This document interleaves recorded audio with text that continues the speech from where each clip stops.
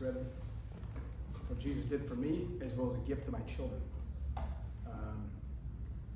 If you want to know what this testimony will bring, if you like watching a couple of weird movies, it'll bring success, failure, drug use, violence, organized crime, passions, desires of evilness, as well as the fight for redemption and the fight for something bigger than yourself, which is generally as a father, your children, and their salvation, as well as your salvation, most importantly. So if you get something out of this, I recommend if you're battling anything, or if you're a father, and if you don't think you're battling everything, it's probably something that will be halfway beneficial. I have a tattoo on my face, and it reads, "Whoever believes in me, as the scripture has said, rivers of the living water will flow within them." This is John 7:38. That was from the NIV version. I had a dream while I was in prison, while I was incarcerated one time, and we'll catch up to that. There was a man that says, "Do you know John 7:38?" I knew a lot of scriptures, and that was not one of the ones I knew. I told this man no. I was sitting on a picnic bench, what looked like to be a high crime area in the dream, and it was thundering. So I still don't really know what the meaning of it is, other than I didn't believe in the scriptures said, and I paid for it even after that. So I'm attempting to do so, and I fail every day. I don't fail as big in the worldviews, but I fail in my heart, and walk with Christ has been difficult at best. I was born in a divorced family, but I never missed a meal. I don't have any horror stories, other than my parents tried their best with some mess they had, and I won't get into their personal issues. I had great grandmothers who taught me to love Jesus and love God, and I had manly male figures that showed me what it is to be a strong man in this world. So I don't have any excuses for the problems that I had other than my own. I didn't know I had a kid when I was 17, which I wasn't ready for. So this is a main point, so he could really get to know me. I didn't know him. He stayed with me until he was 7, from about 3 to 7, and then I turned my back on him. So this is probably his biggest way of getting to know who I was. I lived in a pretty good area in Homewood. I had some issues. I had some trouble issues, especially in junior high and high school. Lost my virginity at 13. Started doing drugs at 13 for no other reason other than I didn't feel comfortable at home.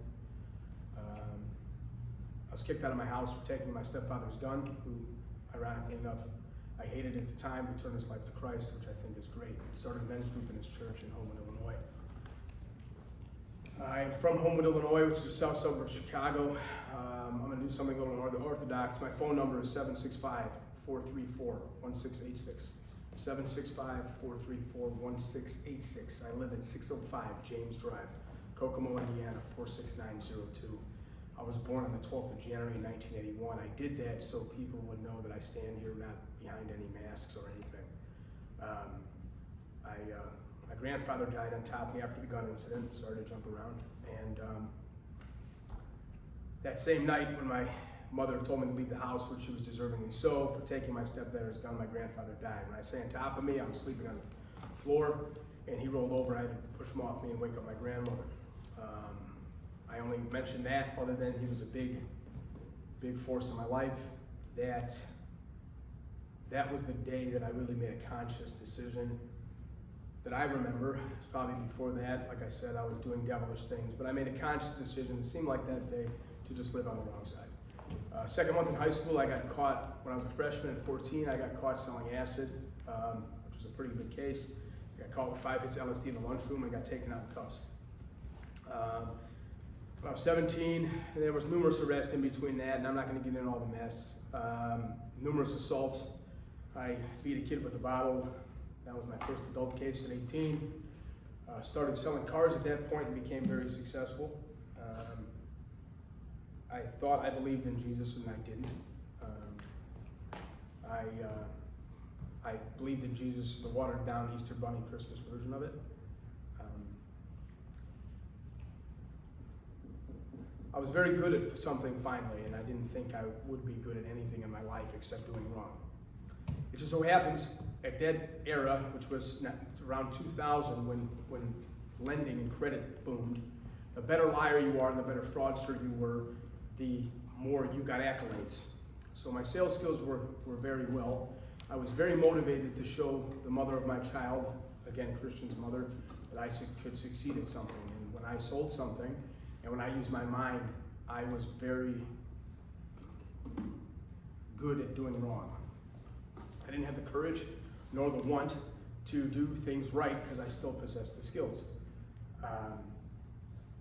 It's unfortunate of all the debt that I buried in the people, but I've paid for it in my thoughts about the people that I've wronged. Not even the people that I know that I've wronged, like physically hurting or wronging financially, but the people that are just all in the mix of any lie or any dishonest thing that I've done. I battle it every day.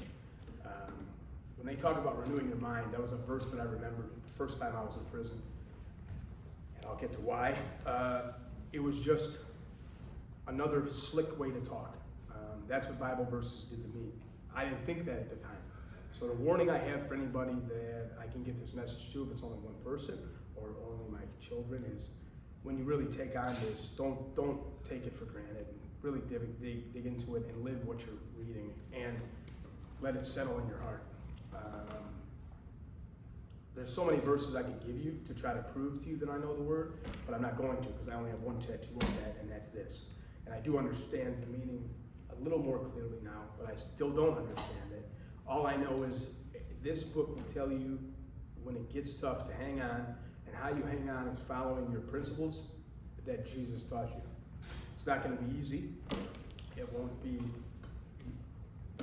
as someone who lived a very dark life, it doesn't even feel good at times. On the contrary, it feels opposite of good. But everything that caused me to feel good caused me and my family grief. I ended up being a sales manager and running a Chevy store by the time I was 21. I made over six figures legally at 21.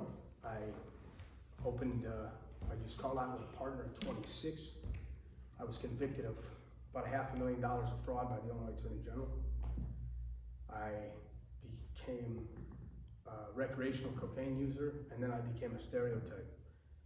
Opened up another lot under someone else's license in Waukegan, played the same kind of games.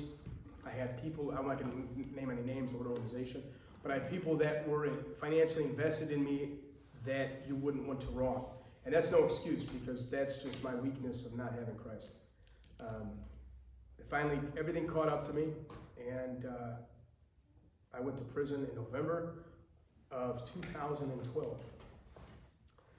I was high in court.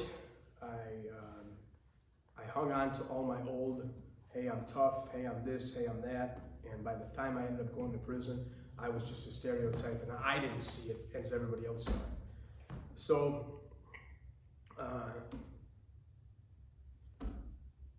I thought I got it. I really challenged myself to want to stay sober. More importantly, I had the worst cellmate on the planet, that's what I thought. He was my exact opposite. I'm an Italian from Italian roots. He was an African-American gentleman. He had been to prison 4 times. I had been to prison once, and I just didn't like him. And he didn't like me, I don't think, but we had a lot in common. If I had to do it all over again, I would have learned more from him. But I signed up for every Christian program they had in prison. Ended up, going through certificates and doing all this stuff, and I ended up leading NA and AA meetings in prison. I went to a very cognitive rehabilitation prison. It was the only one in the state of Illinois.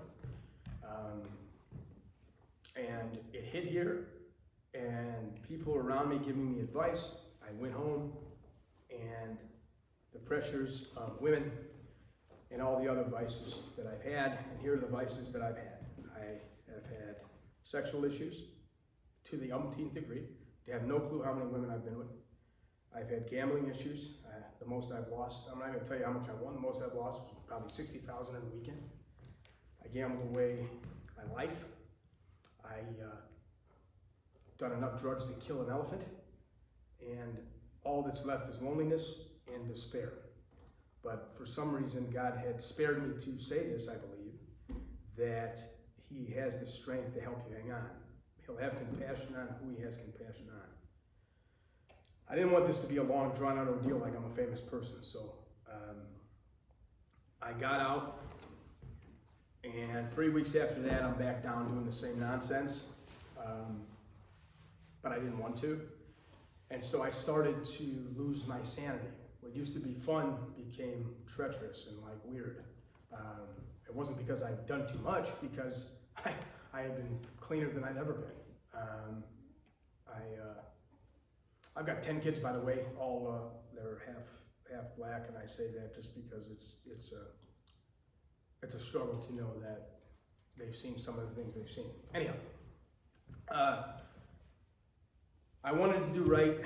I did right again successfully in the car business. I actually stayed halfway sober. Still didn't think drinking was a problem, or popping a couple pills, or lying here and there. And I went back to one of the dealerships that I had a legal problem with. They hired me back because of my talents, and I set more sales records there with a good team, but never for the glory of God, or never for Christ, or never for ethics, or never for anything other than, sorry, it was a camera failure. So I never was fully in. I never believed, as the scripture said. So I couldn't have those rivers of living water flow, because I never could accept the fact that I wasn't right. I never could admit to something I did wrong. I never could say that I'm a coward and a liar, or a weak person, or a little boy that's in a man's world. I never could say that I'm still damaged by things that happened in my life that really could have been handled by any other person other than me, because frankly I enjoyed it. I enjoyed the pain and the chaos. I enjoyed the evilness. I enjoyed everything that came about that life. But I didn't know it. I just victimized myself, justified myself, and used all the talents that God's given me for negative and evil.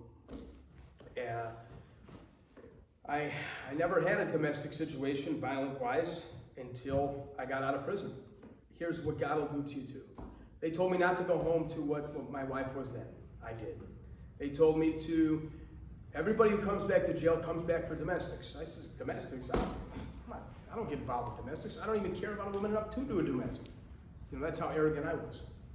But when you only decide to do half right, God has been pruning you, so you become softer and you become weaker. Not weak as like a bad thing. I should have said meek. But it's in contrast to the way you've been living. So once you really truly accept Christ, right? But you decide not to follow him, then you're in a turmoil. You can't even do bad anymore, right? You can't even do good right. You're like lost. Paul mentions it. You're just being thrown around by waves. And again, I'm not quoting some scriptures again, because I don't want to look like that this is that I'm a preacher, a minister, or a leader of men. I'm definitely not. I'm actually I used to say you got to learn how to follow before you lead, and that was just a way to slick way of saying shut up and listen to me. That's all. But now I understand it, and I'm actually starting to follow it, and it's hard. It really is. So I don't listen to any message I had in prison from all the prayers. In 16, I have this domestic situation, my third, in like 3 months. Now I'm breaking a million other laws, but now I don't know what happened. Maybe the women in my life, which there was always many, decided to, hey, enough's enough, I can see he's weak, or whatever, or maybe it was God just saying, hey, like, what are you doing? Why are you abusing people? Because I am very abusive, there's no question. And abusing myself is my biggest victim. So, I get in a situation, I get locked up again in 2016. Now I'm looking at a decent amount of time because of how bad the situation was. It was pretty not cool. Let me say that. And the aftermath of the experience of what I did to somebody haunted me while I was in that time. Now I'm really like wondering, like, man, I don't even have a wife I hate to talk to me. I'm not seeing my kids on visits. Money really wasn't a problem. I only say that because I always hid behind, like, okay, I can feed myself, or I can help other people, or I never look at it like, yeah, this is ill-gotten gains anyway. like you were just a suburban kid that has benefits that other people don't. So that kept you out of a lot of issues. I feel extremely terrible to the people that invested in me. I just lost my grandmother, and she saved me from so much, and she stood up. I mean, when you talk about the strength of Christ, this lady was I'm named after a minister, by the way, her father. So I had like this false sense of connection with her that I used and abused. But I saw her stand up to some serious stuff, man. I mean, I hid in her house for certain times. I mean, she's passed on large amounts of cash to the wrong people. I mean, they subpoenaed her for my criminal activity, and she said, I will never show up. I mean, she told me it's special prosecutor, attorney general. This woman was married to 2 people, never got drunk, never did anything wrong that I ever saw, or anybody could ever see. I mean, really. And she stood up to people that I've seen the biggest criminals not be able to stand up to. I mean, I don't care if you throw me in jail, I'm not coming. I'm not answering your subpoena. That's something I was unable to do. I have cut deals with the FBI. I will use anything necessary when I was in my madness and crime to make sure that I don't go down. And even if I do go down, I want to make sure the other person pays worse. What an anti-Christian thing to do. I mean, to have a salesmanship, to have a good upbringing, to have a beautiful son born, and to bring it home to that type of attitude is so corrupt and so evil and so weak that I can't even begin to tell you. I was blessed with numerous kids. Like I said, I have 10, and they're awesome. They have seen me in and out of prison, in and out of jail. That case in 16 made me realize something. I ended up being in a maximum type of security situation because I got in a fight in there, and I'd been to prison, so I was in a cell by myself, and I could really just get to know God. And I remember having a court date. It was February 16th of 2016, and I told the CO, I said, hey man, my sink's broke. You have to get it fixed by the time I get back. That's how confident I was that I wasn't going home. My case was not one of those go-home cases. It was the best we could get, I think at that time, was looking at like 6 at 85%. So you'd have to do like 5, right? And that's pretty much, I'm like, man, you know, just let them come down to 3 or 4, and I'll probably sign at 50. Or let me give them 6 years, offer me 6 years at 50%. And I would have signed. So I go to court, and the witness, now I have this awesome sound that got me through it. And I don't know why again, but again, I was into Jesus. I was one of those jailhouse persons, but this time when I went to jail, someone made me go to Bible study. And I told the guy, I said, you know what, I don't want to be this guy that comes here and then he gets into his faith. So that, at this time in 16, I was anti going to the Bible studies in the Bible. I was just going to do my time, and I was just going to leave it to myself. Well, that's when it got to me, I guess, because I just went again and went again. And by the time I had left, the gentleman that sent me, right, or the gentleman that was teaching me in Bible study, who was an ex-car salesman, who was a chaplain for the police department, and he was an African-American gentleman. So I say all that to say that that only him could have made me listen at that time, because he was an ex-car salesman. I'm like, wait, okay. So that kept me going. He works for the police. So I'm trying to not victimize myself and, hey, police officer. So okay, this black guy works for the police, he's a chaplain, he's sticking up for him. And so by the end of it, he told me my humility shined through. Now I don't know where that goes sometimes or what happened to it, but at that time I was humble. In Psalm 71, which is something I didn't understand, and obviously I'm not prepared, which is a good thing, right? So I'll be nervous and look around. It's Psalm 71, 20 and 21, I believe, are the 2 verses that really got me. But the whole psalm is awesome to me. And you know what the author is? I learned to find out author unknown. And I think that's the best things that we ever do, is when no one's looking or when no one knows or when we're going through pain. So 20 says, though you have made me see troubles many and bitter, you will restore my life again. From the depths of earth, you will again bring me up. You will increase my honor and comfort me once more. For me, he didn't make me see my troubles. I wasn't a victim. I walked into my own troubles, and he saved me and comforted me. But I do believe he's going to restore me, whether it's for me or my kids. And maybe I'm not shining enough light on my kids, but I don't want to put their ages out there and that kind of stuff, with my name and address. In 17, I moved to a town, Kokomo, which I live now, from the south, and I hate it. And let me tell you, I hate it now. I hate it because I feel, I don't know, normal or something. Like I can't hide behind all the lies that I told myself. I hate it for every world reason. I hate it for all the things that I have to change. And by the way, my arrest didn't stop at 16. I just haven't been incarcerated yet again. I am not committing crimes currently, and I don't intend to. I've been sober. The date doesn't matter. I am sober. I am paying it forward. I am repenting. I'm still not a good person by any means. But I do cling on righteousness, and I do not want to hurt people. And I want to make the place around me better. And I do want my honor increased only if the comfort comes from God. He's blessed me more than you believe. Back to the case in 16. I go to court after the sink. This is not rehearsed. This is not prepped. This is just me uncut. And the victim in the case is currently incarcerated. They offer me to walk. So I sign that and I walk. My lawyer told me that you won't successfully handle probation, so you need to take a deal. Now, what he didn't know, my own attorney, who is excellent, by the way, that if I signed a prison deal for almost time served, I would have 4 years of parole. The probation was for 30 months. So my legal advice was dead wrong. I asked one question: can I go out and eat steak tonight? And he said, yeah. I said, well, sign it up, man. I mean, there's nothing to talk about. I read the Bible for 2 weeks every morning.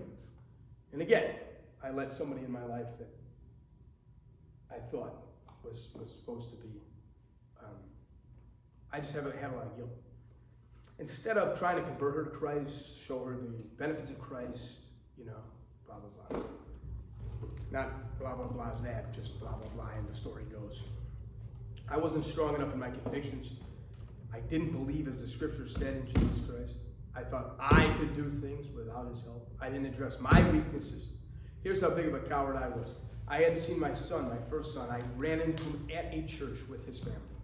And I left early so he wouldn't have to face me. But it was I couldn't face him. That defines my life up to this day, 40. That situation. That's what a coward I am. If you want to change your life and you've ever done anything wrong, been an addict, criminal, a liar, a cheater, adulterer, a beater, which I'm all of those, the first thing you have to realize is you're a coward. You're a coward because the person who made you requires that you don't hurt people. Part of people is yourself. This book has a whole list of things not to do to yourself. Not because he's putting constraints on your life, but because everything that is outside of the will of God will hurt you. Even if you're selfish, it will hurt you first and everybody else second. I have nightmares. I have haunting memories. I don't have too much at all, really at all, want to go back to using substances. That's kind of died, luckily, but there's a whole other fight now. Now it's trusting my wife now, who's amazing. Now I'll leave her name out. And there's a story how I met her that I'll also leave out because it's none of my business to say. I'll just give you an example. Today, I was supposed to be here 3 hours ago. In Ephesians 6, I'll talk about the full armor of God. Today I've sworn at my wife, I have passed in a car someone that I cannot stand earthly, that I had the opportunity in my old mind to hurt very badly, and chose not to because of the grace of my wife, which Christ is speaking through her to help me. I was receptive of it, though. So I thought about consequences. I thought about this. I thought about that. Things that I have never, and that's a triumph, but it's like playing baseball. If you bat 300 in baseball, you're doing great. That means 3 out of 7 times you've gotten safely to at least first base, and 7 times you're out. But the outs with Christ are less and less and less, meaning they're not these big. If you follow the love of another human, then other things happen. I passed on that opportunity in the street. We call it just a lick. He was just victimized. He was just prime. But then as I leave there, I pass a guy that is in a drug program that I was able and honored to give a ride to and treat him out to lunch. That has nothing to do with me, man. He helped me because I was able to see the beauty of God in him standing at the bus stop and me allowing him. That 20 minutes could have gone either way. Commissary probably, or having lunch at McDonald's and helping. Those are what we're defined by. There's no in the middle. There's no we're not perfect. There's no, oh, it's okay to do wrong. There's no wishy-washy Santa Claus Jesus. Jesus will come again, as it says, with fire in his eyes, double-edged sword out of his mouth. On his legs it will say, Lord of Lords and King of Kings. And if I had to talk to him, who knows how long the tape will go about how scared I am to have that conversation. But I do know I'm terrified. And the beginning of wisdom is the fear of the Lord. So, I don't know what tomorrow holds. I don't even know if I'll succeed another second. But I do know that I'll fail for sure unless I'm not trying to pay for what I've done. If you think you don't owe Jesus your life, or you think you're not in debt, then you need to re-examine what your faith is, or who you are as a person. How does God forgive? And I'll leave it at this. I got a lot of kids. If one of my kids kills another kid, do I love my kid any less that killed my other son? That's how God looks at us. If you ever ask yourself, why do bad things happen? It's not him that does it. It's us that does it. And yes, he knew we were going to do it. Why didn't he stop it? Because that would be contrary of that. And let's not put too much value on life either. Someone's death is not a tragedy for them. Just like at everybody's funeral, everybody goes to heaven. When they make the speech, oh, he's in a better place. Let me tell you, most of those people are not in a better place. I believe it. I know it. That was the storm that I saw in my vision. And if you disagree with me, that's okay. But for me, I'm going to try to live what this thing says, and I'm going to keep admitting every morning I'm a coward so I can try to make it one more day. This isn't a sobriety speech. This is like a get to heaven speech and a regretful speech. And I don't even know if I did a good job. I don't even know if I missed anything. I hope I didn't make it on me. It was just to show you. It just ironically enough happened. Today was the day that I was going to have a fork in the road. Hurt somebody or help somebody.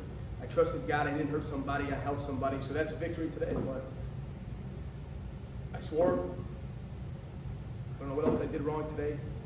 The list is the ladder wrong. And I hope you pray when you pray. Ask for forgiveness, not for just the sin you know about, but the sins you don't know about. And then your motives. Why did I do something good? Why did I pick this guy up? Well, I picked the guy up because God presented me an opportunity and a comfort. Like it was in Psalms. It was a comfort for me. That wasn't for him. That was for me. To let me know that he's there. So in your debt, in your sorrow, you don't do wrong or more wrong. You give up and totally surrender, which I didn't do until not too long ago. So I could talk about more victimization, but the fact of the matter is, if this hits anybody's eyes, just remember that you can call me, I'll pray for you. Or you can remember that I'm an informant, rat, whatever you want to say about it, don't care. But I'm living here sober and I'm still standing at 40, and it has nothing to do with me, because I believe me, the best I even got me in prison. So I took every turn wrong, and I gave my address and my number. for two reasons. One, if you need help, you can do that. The other thing is to show that, yes, I have signed papers on people, and that's my address and my phone number. And that's not a challenge or a tough thing. That's a I trust God thing. And I don't want to be autonomous or anonymous. I don't want to use a street name. I don't want to use anything other than my government name, which is a blessing from my mother, which is Ivan Anthony Scianni Sr. That's the only name I go by. So I don't want to be like everybody else.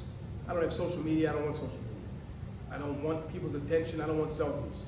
All I want is to get to heaven. And the best way I know how to do about it is try to do right, confess when I do wrong, and do this, because maybe one person, and mostly my children, will watch this and get to know me. And that's it. I was just a bad guy so far, and I'm a coward. So with that, God bless. And if you watch 2 seconds of it, thanks. If you think it's ridiculous, just laugh at me, give me a text, call me stupid or clown.